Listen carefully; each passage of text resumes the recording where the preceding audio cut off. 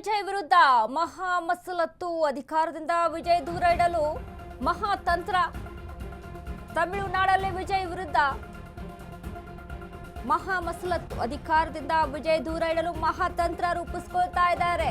ವಿಜಯ್ಗೆ break ಹಾಕಲು master plan ಸಿದ್ಧ.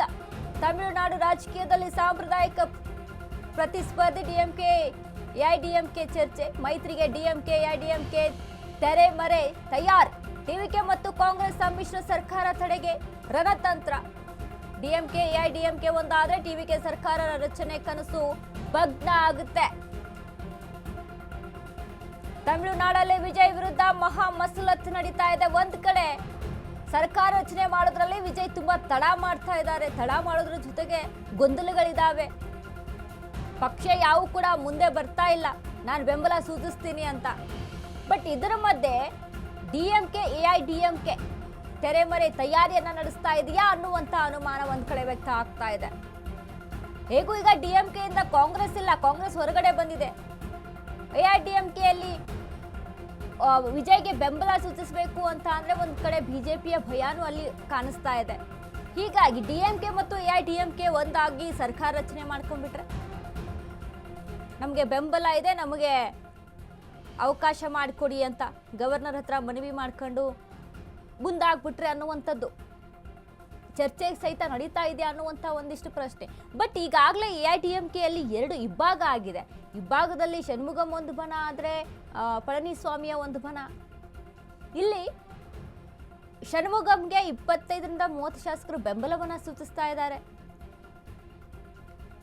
ಹೀಗಾಗಿ ಇಲ್ಲೂ ಕೂಡ ಒಂದ್ ಕಡೆ ಏನಾದರೂ ಷಣ್ಮುಗಂ ಟೀಮ್ ಏನಿದೆಯಲ್ಲ, ಈಗಾಗಲೇ ಷಣ್ಮುಗಂ ರಾಜೀನಾಮೆ, ಪಕ್ಷದಿಂದ ದೂರ ಸರಿಯೋದಕ್ಕೆ ಡಿಸಿಎಂ ಸ್ಥಾನವನ್ನ ಕೊಡ್ತೀನಿ ಅಂತ ಏನಾದರೂ ವಿಜಯ್ ಅವರು ಆಫರ್ ಇಟ್ಟಿದ್ದಾರ, ಅದು ಕೂಡ. ಸೊ ಹೀಗಾಗಿ ಷಣ್ಮುಗಂ ಜೊತೆಗೆ ಒಂದಿಷ್ಟು ಟೀಮ್ ಅನ್ನ ತೆಗೆದುಕೊಂಡು ಹೊರಗಡೆ ಬಂದ್ರು ಅಂತ ಅಂದ್ರೆ ಅದು ಕೂಡ ಒಂದು ರೀತಿಯಾಗಿ ಪ್ಲಸ್. ವಿಜಯ್ ಬೆಳೆದ್ರೆ ಎರಡು ಪಕ್ಷಗಳ ಅಸ್ತಿತ್ವಕ್ಕೆ ಭಂಗ ಬರುತ್ತೆ. ವಿಜಯ್ ಮುಂದಿನ ಎಂಜಿಆರ್ ಆಗ್ಬಿಡಬಹುದು ಅನ್ನುವಂಥ ಭಯ ಇದೆ. ದಶಕಗಳ ಕಾಲ ತಮಿಳುನಾಡನ್ನ ಆಳಿದ್ದ ಎಂಜಿಆರ್ ವಿಜಯ್ ಮತ್ತೊಬ್ಬ ಎಂಜಿಆರ್ ಆಗುವುದನ್ನ ತಡೆಯಲು ಸ್ಕೆಚ್ ಆಗ್ತಾ ಇದೆಯಾ? ಅದೇ ಕಾರಣಕ್ಕೆ ಮೈತ್ರಿಗೆ ಡಿಎಂಕೆ ಎಐಡಿಎಂಕೆ ಸಿದ್ಧತೆ ನಡೆಸ್ಕೊಂಡಿದ್ಯಾ ಅಂತ. ಡಿಎಂಕೆ ಎಐಡಿಎಂಕೆ ಅಪವಿತ್ರ ಮೈತ್ರಿ ಬಗ್ಗೆ ಕಾಂಗ್ರೆಸ್ ಕಳವಳ.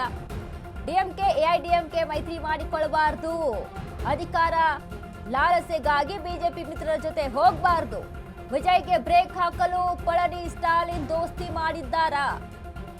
ಇದ್ಯಾವ ಸೀಮೆ ಜಾತ್ಯತೀತತೆ ಎಂದು ಕಾಂಗ್ರೆಸ್ ಕೆಂಡಾಮಂಡಲ ಕಾರ್ತಾ ಇದೆ.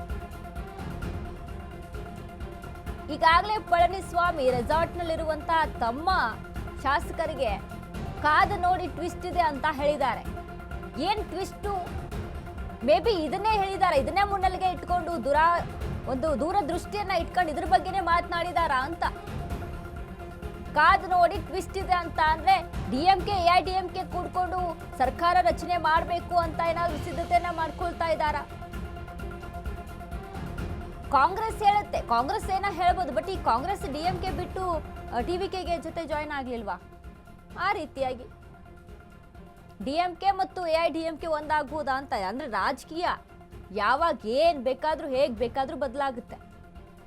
ಇವತ್ತು ಒಂದು ಪಕ್ಷದಲ್ಲಿ ಇದ್ಕೊಂಡು ಇನ್ನೊಂದು ಪಕ್ಷವನ್ನ ಉಗುದು ಉಪ್ಪೆ ಹಾಕಿದವರು ನೆಕ್ಸ್ಟ್ ಅದೇ ಪಕ್ಷಕ್ಕೆ ಹೋಗಿ ಜಾಯ್ನ್ ಆಗಿರ್ತಾರೆ. ರಾಜಕೀಯ ಏನ್ ಮಾಡೋಕ್ಕಾಗಲ್ಲ. ತಮ್ಮ ಸ್ಥಾನಮಾನ ಉಳ್ಕೋಬೇಕು, ನಾವು ಅಧಿಕಾರಕ್ಕೆ ಬರಬೇಕು ಅಂತ ಅಂದ್ರೆ